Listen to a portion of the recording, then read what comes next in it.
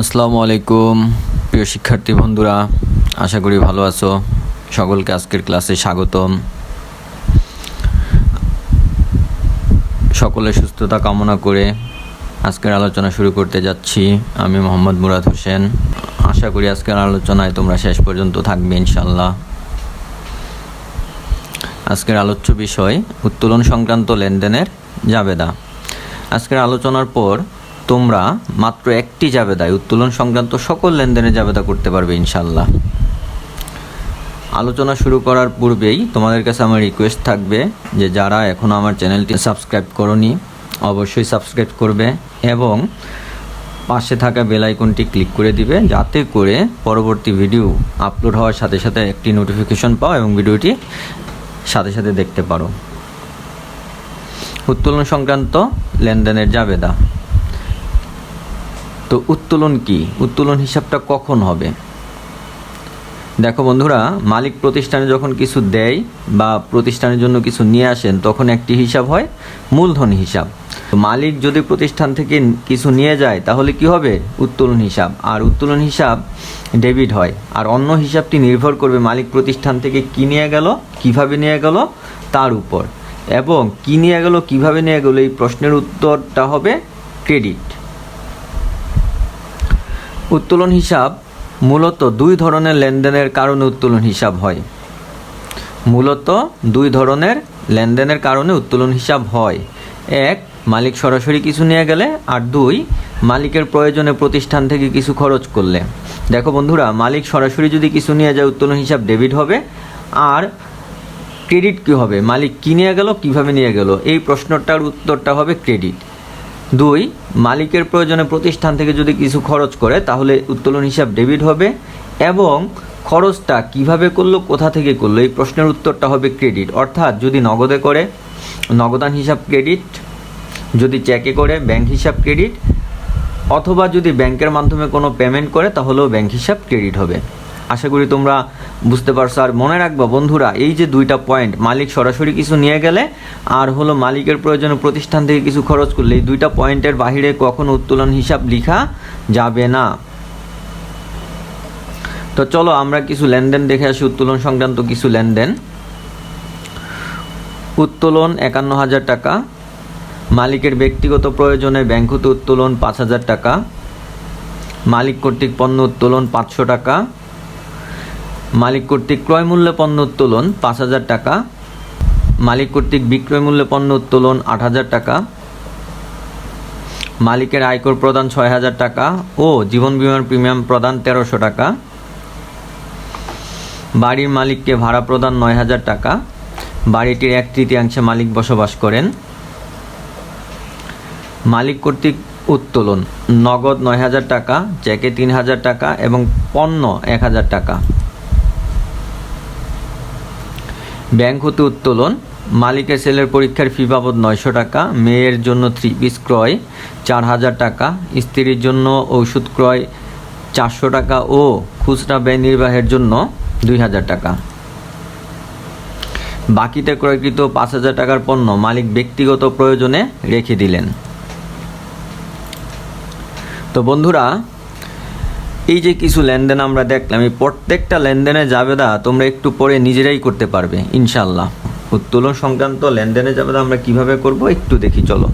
ব্যক্তিগত প্রয়োজনে নগদ টাকা নিয়ে গেলে, অর্থাৎ মালিক যদি ব্যক্তিগত প্রয়োজনে প্রতিষ্ঠান থেকে নগদ টাকা নিয়ে যায়, তো জাবেদার ছকে দেখো কয়টা ঘর থাকে? তারিখ, বিবরণ, খতিয়ান, পৃষ্ঠা, ডেবিট টাকা, ক্রেডিট টাকা। অর্থাৎ জাবেদার ছকে মোট 5টি ঘর বা 5টি কলাম থাকে। জাবেদার ছকে কয়টি কলাম থাকে? 5টি কলাম থাকে।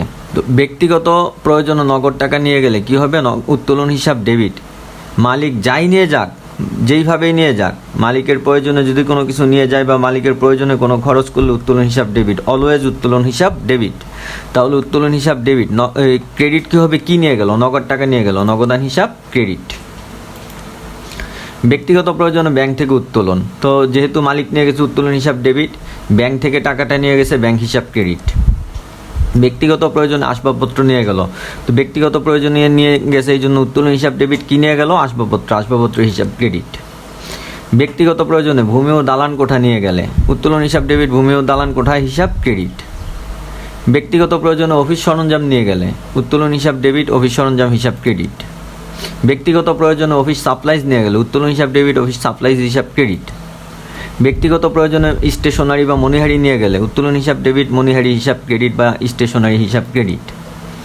বাকিতে ক্রয়কৃত পণ্য ব্যক্তিগত ব্যবহারের জন্য রেখে দিলে, তো আমি বাকিতে পণ্য ক্রয় করছি সেটা ব্যক্তিগত কাজে রেখে দিছে, তো যেহেতু ব্যক্তিগত ব্যবহারের জন্য রেখে দিছে উত্তোলন হিসাব ডেবিট। আর বাকিতে ক্রয়ের সাথে আমরা অন্য একটি ক্লাসে দেখেছিলাম যে পাওনাদারের সম্পর্ক, সো এখানে পাওনাদার হিসাব ক্রেডিট, অর্থাৎ উত্তোলন হিসাব ডেবিট, পাওনাদার হিসাব ক্রেডিট। পণ্য বা প্রতিষ্ঠানের পণ্য ব্যক্তিগত কাজে ব্যবহার করলে অথবা ক্রয় মূল্যে পণ্য উত্তোলন করলে তো উত্তোলন হিসাব ডেবিট, ক্রয় হিসাব ক্রেডিট হবে, এখানে ক্রয় হিসাব ক্রেডিট হবে। পণ্যদ্রব্য বা মালের বিক্রয়কৃত অর্থ নিজ প্রয়োজনে রেখে দিলে অথবা বিক্রয় মূল্য পণ্য উত্তোলন করলে উত্তোলন হিসাব ডেবিট, বিক্রয় হিসাব ক্রেডিট। তো বন্ধুরা, এতক্ষণ যা দেখলাম তার জন্য জাস্ট এখন একটা জাবেদা আমরা একটু দেখি। দেখো, মালিক যাই নিয়ে গেল না কেন সব কিন্তু এখানে দেখো এই যে ক্রেডিট, নগদান হিসাব ক্রেডিট, ব্যাংক হিসাব ক্রেডিট, অর্থাৎ এখানে যা লেখা আছে সব ক্রেডিট। তাহলে ডেবিট কি হবে? উত্তোলন হিসাব। ডেবিট কি হবে? উত্তোলন হিসাব। দেখো, উত্তোলন হিসাব ডেবিট, আর সব আইটেম যা নিয়ে গেল যেভাবেই নিয়ে যাক ক্রেডিট। তো এখন হিসাব সমীকরণে উত্তোলন সংক্রান্ত লেনদেনের প্রভাবটা কেমন হবে? মালিকানা সত্ত্ব হ্রাস পাবে। উত্তোলনের কারণে কি হবে? মালিকানা সত্ত্ব অবশ্যই হ্রাস পাবে। তার একটা প্রভাব কি হবে? যেহেতু দুইটা প্রভাব, তো মালিকানা সত্ত্ব হ্রাস পাইলে সম্পদ হ্রাস পাইতে পারে, দায় বৃদ্ধি পাইতে পারে, মালিকানা সত্ত্ব বৃদ্ধি পাবে। তো মালিকানা সত্ত্ব কখন বৃদ্ধি পাবে? যখন আয় বৃদ্ধি পায়।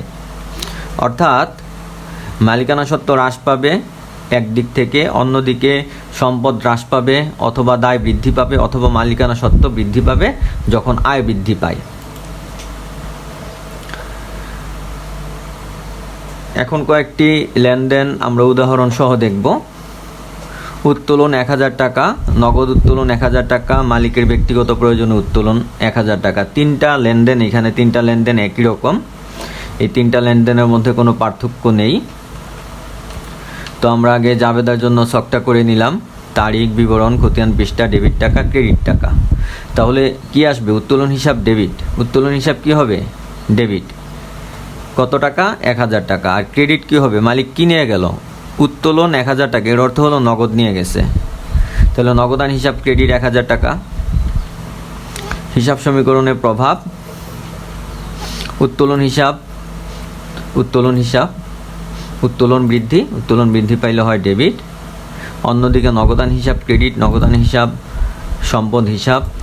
সম্পদ হ্রাস পাইছে, এখানে সম্পদ হ্রাস পাইলে হয় ক্রেডিট। তো উত্তোলন হিসাবটা আবার মূলধন হিসাব, যখন আমরা হিসাব সমীকরণে আলোচনা করব। উত্তোলন হিসাব হলো মূলধন হিসাব, এইখানে মূলধন হ্রাস পাইছে। পণ্য উত্তোলন 3000 টাকা, ক্রয় মূল্যে পণ্য উত্তোলন 3000 টাকা, মালিকের ব্যক্তিগত প্রয়োজনে পণ্য উত্তোলন 3000 টাকা। তো 4 থেকে 6 নম্বর লেনদেন একই রকম লেনদেন, এখানে কোনো পার্থক্য নাই। তো যেহেতু মালিক নিয়ে গেছে, সেহেতু আমরা একটু আগেই আমরা জানলাম যে মালিক নিয়ে গেছে, এই জন্য কি উত্তোলন হিসাব ডেবিট। উত্তোলন হিসাব ডেবিট কত টাকা? 3000 টাকা। উত্তোলন হিসাব ডেবিট 3000 টাকা। তাহলে ক্রেডিট কি হবে? পণ্য উত্তোলন কিভাবে নিয়ে গেল পণ্যটা? বন্ধুরা একটু খেয়াল করো, পণ্যটা কিভাবে নিয়ে গেল? ক্রয় মূল্যে, এখানে কোনো কথা নাই, মানে কি 4, পণ্য উত্তোলন 3000 টাকা। এই যে পণ্য উত্তোলন 3000 টাকা, প্রশ্ন হলো পণ্যটা কিভাবে নিয়ে গেল? কোনো মূল্য কিন্তু এখানে ইন্ডিকেট করা নাই। যেহেতু কোনো মূল্য ইন্ডিকেট করা নাই, এটা অবশ্যই কি ক্রয় মূল্যে নিয়ে গেছে। তাহলে যেই মূল্যে নিয়ে গেছে সেই মূল্যটা ক্রেডিট হবে, ক্রয় হিসাব ক্রেডিট। কত টাকা? 3000 টাকা। ক্রয় হিসাব ক্রেডিট 3000 টাকা। তাহলে হিসাব সমীকরণের প্রভাব কি আসবে? উত্তোলন হিসাব উত্তোলন বৃদ্ধি পাইলে হয় ডেবিট। ক্রয় হিসাব, ব্যয় বৃদ্ধি পাইলে হয় ক্রেডিট। তো উত্তোলন হিসাবটা হলো মূলধন হিসাব, মূলধন এর জন্য কি মালিকানা সত্ত্ব হ্রাস। ক্রয় হিসাব, ব্যয় হ্রাস মানে মালিকানা সত্ত্ব বৃদ্ধি পাবে। ক্রয় হিসাব, ব্যয় হ্রাস, তার মানে হলো মালিকানা সত্ত্ব বৃদ্ধি পাবে। বিক্রয় মূল্যে পণ্য উত্তোলন 5,000 টাকা, মালিকের ব্যক্তিগত প্রয়োজনে বিক্রয় মূল্যে পণ্য উত্তোলন 5,000 টাকা, পণ্য বিক্রয় লব্ধ অর্থ মালিক নিজ প্রয়োজনে রেখে দিলেন 5,000 টাকা। এই তিনটা লেনদেন অর্থাৎ 7 থেকে 9 পর্যন্ত যে লেনদেনগুলা, এগুলা একই প্রকৃতির লেনদেন, জাবেদা একটাই হবে অর্থাৎ একই রকম জাবেদা। তাহলে উত্তোলন হিসাব, যেহেতু মালিক নিয়ে গেছে, উত্তোলন হিসাব ডেবিট। কত টাকা? 5,000 টাকা। এখন প্রশ্ন হলো মালিক পণ্যটা কিভাবে নিয়ে গেছে? বিক্রয় মূল্যে। যেহেতু বিক্রয় মূল্যে নিয়ে গেছে, একটু আগে আমরা জানলাম যেই মূল্যে নিয়ে যাবে সেই মূল্যটা ক্রেডিট করতে হবে। তাহলে এখানে কি আসবে? বিক্রয় হিসাব ক্রেডিট। কত টাকা? 5,000 টাকা। তাহলে এখানে হিসাব সমীকরণের প্রভাব, উত্তোলন হিসাব, উত্তোলন হিসাব, উত্তোলন বৃদ্ধি, উত্তোলন বৃদ্ধি পাইলে হয় ডেবিট। আর এখানে হবে বিক্রয় হিসাব, বিক্রয়টা হলো আয় হিসাব, আয় বৃদ্ধি, আয় বৃদ্ধি পাইলে হয় ক্রেডিট। উত্তোলন হিসাবটা হলো মূলধন হিসাব, মালিকানা সত্ত্ব হ্রাস। আর এখানে হবে বিক্রয়ের কারণে আয় হিসাব, আয় বৃদ্ধি মানে মালিকানা সত্ত্ব বৃদ্ধি।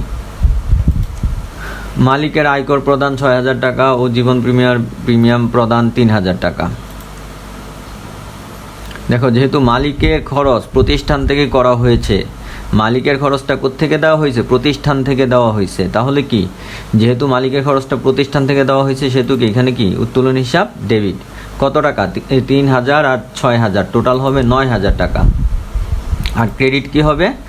নগদ যেহেতু দেওয়া হয়েছে, নগদান হিসাব। কিভাবে টাকাটা পেমেন্ট করছে আমরা? অবশ্যই নগদে। যেহেতু এখানে চেক বা ব্যাংকের কোনো কথা উল্লেখ নাই, সেহেতু অবশ্যই টাকাটা কিভাবে প্রদান করছে? অবশ্যই নগদে পেমেন্ট করছে। এই জন্য নগদান হিসাব ক্রেডিট 9,000 টাকা।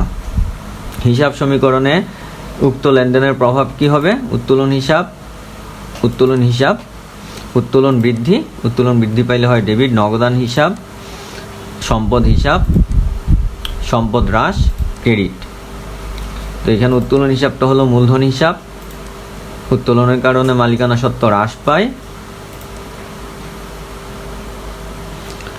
আগের লেনদেনটাই, মালিকের আয়কর ও জীবন বীমার প্রিমিয়াম চেকে প্রদান যথাক্রমে 3,000 ও 6,000, অর্থাৎ চেকে আমরা এই টোটাল 9,000 টাকায় কিন্তু চেকে প্রদান করেছি।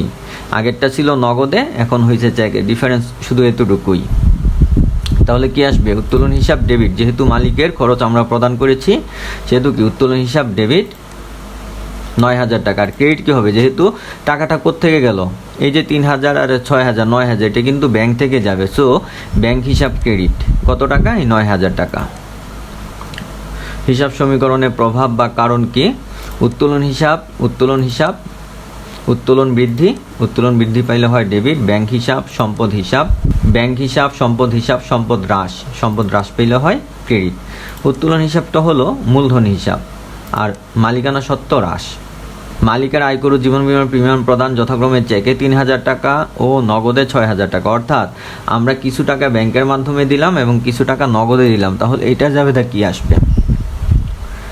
শিক্ষার্থী বন্ধুরা, এখানে কিন্তু টাকাটা দুই দিক থেকে গেছে, একটা হলো ব্যাংক থেকে গেছে আর একটা হলো নগদে গেছে। তাহলে কি, যেইখান থেকেই যাক না কেন, উত্তোলন অর্থাৎ মালিকের প্রয়োজনীয়তা দেওয়া হয়েছে, এই জন্য উত্তোলন হিসাব ডেবিট। কত? 6,3,9,000। আর ক্রেডিট কি হবে?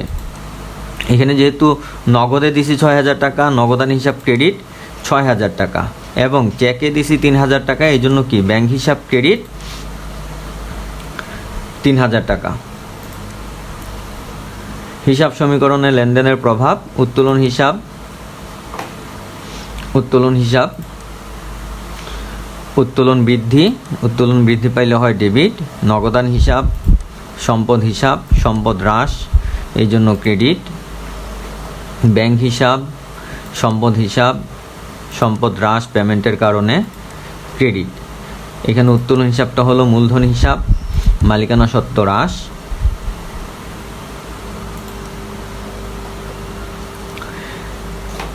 বাড়ির মালিককে ভাড়া প্রদান 15,000 টাকা। বাড়িটির 1/3 মালিক বসবাস করেন।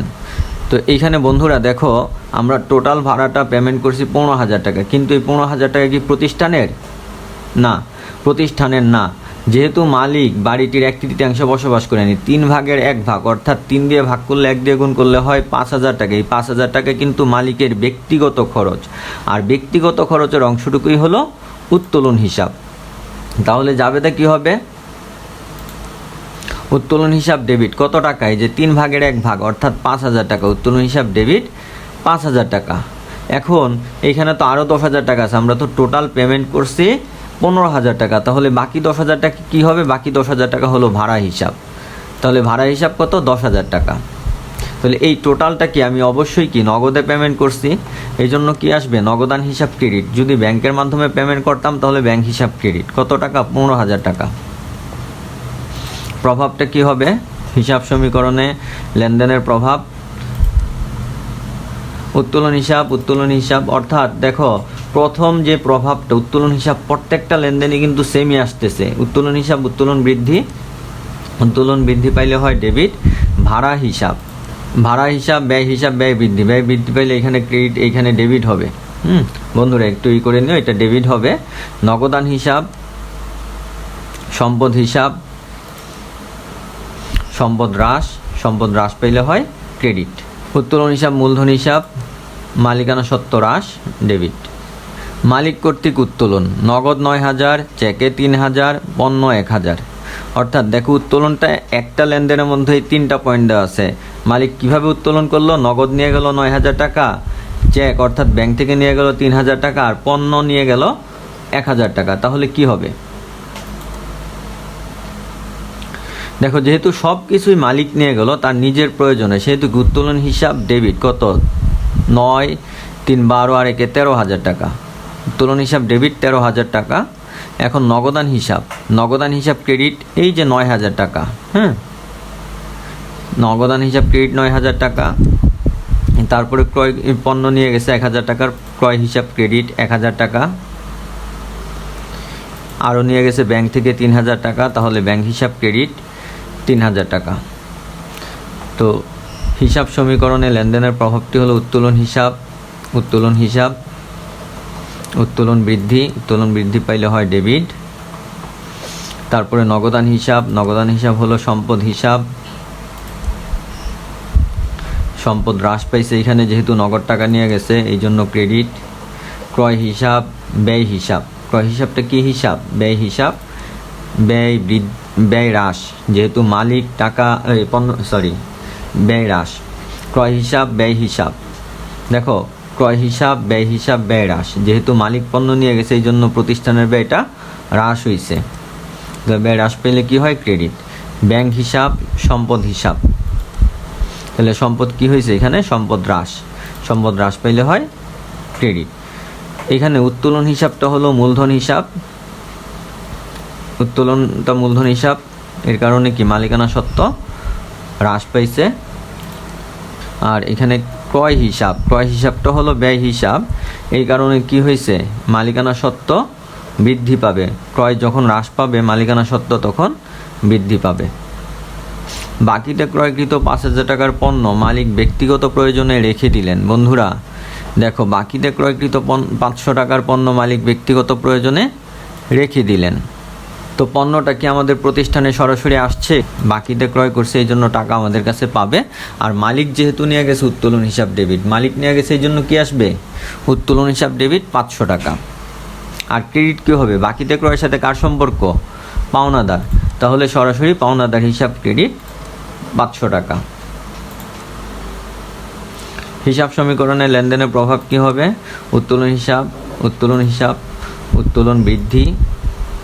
উত্তোলন বৃদ্ধি পাইলে হয় ডেবিট। পাওনাদার হিসাব, দায়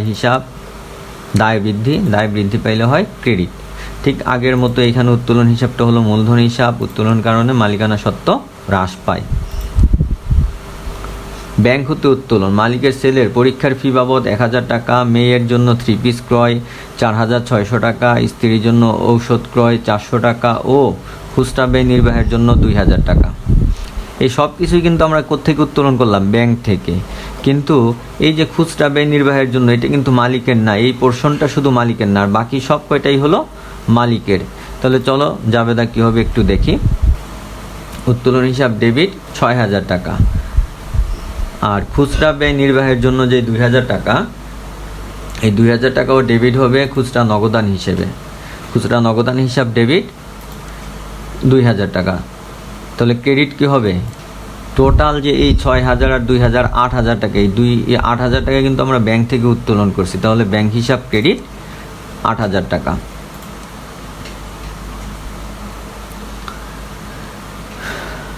হিসাব সমীকরণ লেনদেনের প্রভাব। উত্তোলন হিসাব, উত্তোলন বৃদ্ধি পাইলে হয় ডেবিট। খুচরা নগদান হিসাব, সম্পদ হিসাব, তো এখানে সম্পদ বৃদ্ধি পাইলে হয় ডেবিট। ব্যাংক হিসাব, সম্পদ হ্রাস পাইলে হয় ক্রেডিট। বন্ধুরা, উত্তোলন হিসাবটা কি হিসাব? মূলধন হিসাব, মালিকানা সত্ত্ব হ্রাস। তো এখানে আরেকটু দেখো যে খুচরা নগদান, এখানে যে খুচরা নগদান দেখতেছো, এই যে খুচরা নগদান হিসাবটা দেখতেছো, খুচরা নগদান হিসাব, এটাকে অন্য একটা নাম দিতে পারি, সেটা হলো পেটি ক্যাশ হিসাব। ঠিক আছে, খুচরা নগদান ইংরেজিতে বলা হয় পেটি ক্যাশ, সো তোমরা এই নামটাও ব্যবহার করতে পারো। আশা করি আমার সাথে এতক্ষণ ছিলে। যারা আমার চ্যানেলটি এখন পর্যন্ত সাবস্ক্রাইব করো নাই, অবশ্যই সাবস্ক্রাইব করবে এবং পাশে থাকা বেল আইকনটি ক্লিক করে দিবে, যাতে করে পরবর্তী ভিডিও আপলোড হওয়ার সাথে সাথে একটা নোটিফিকেশন পেয়ে যাও এবং ভিডিওটির সাথে সাথে দেখতে পারো। আশা করি সবাই ভালো থাকবে, সুস্থ থাকবে। মহান আল্লাহ সবাইকে ভালো রাখুন, সুস্থ রাখুন, আমিন। আল্লাহ হাফেজ।